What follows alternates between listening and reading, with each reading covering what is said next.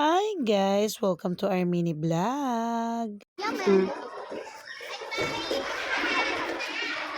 KK, thank you so much. Ano that? Cheers. Cheers. Ay, ano yung tsura ng anak ni Ate?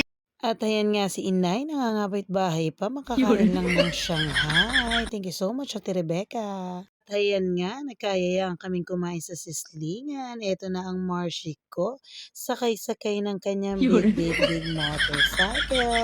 Ito na ang ating sabaw na sobrang sarap naman talaga. Maraming salamat Marshi sa malamig. At eto na, kakain na tayo. Eto ang ating gising-gising. Ayan, sisling ang kanilang mga in-order. Napakadami ng serving. Ayan nga si nanay kumakain na. Kain po tayo. Thank you Lord sa food. Thank you for watching guys. Ingat.